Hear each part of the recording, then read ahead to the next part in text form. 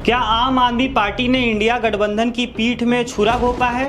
क्या विपक्ष की एकता सिर्फ नाम की रह गई है?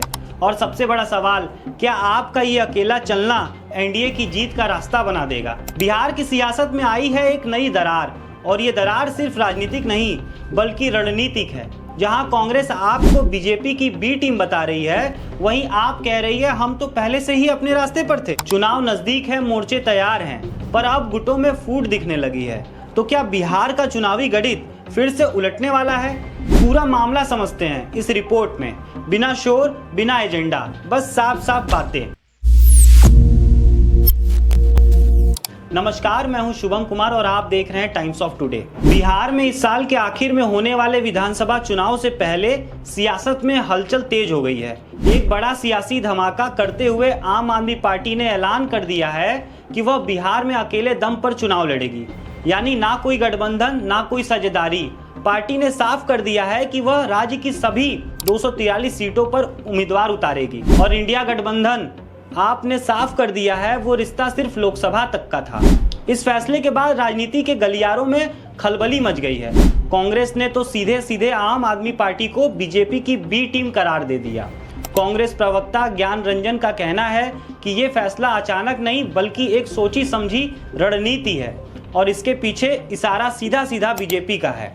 उनका कहना है कि जब इंडिया गठबंधन की नींव रखी जा रही थी तब आप कहीं नहीं दिखी, और अब जब चुनाव सामने है तो अलग होकर चलने का मतलब साफ है, गठबंधन को कमजोर करना।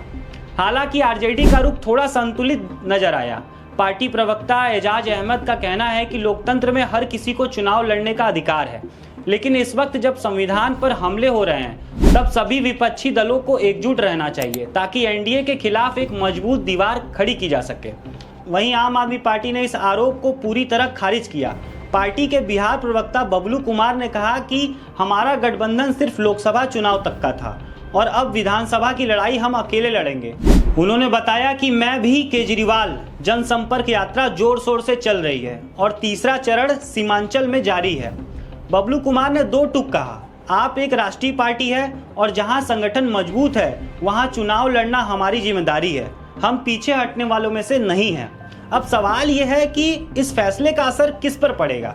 सीधा गणित कहता है इंडिया गठबंधन को नुकसान हो सकता है, विपक्ष के वोट बटेंगे। जिन सीटों पर कांग्रेस या आरजेडी मजबूत थे वहां अगर आपने सेंध लगाई तो खेल बिगड़ सकता है। एकजुटता की जो तस्वीर अब तक बनाई जा रही थी उसमें अब दरारें साफ दिखने लगी हैं। और उधर एनडीए खेमे में ये खबर मुस्कान ला सकती है।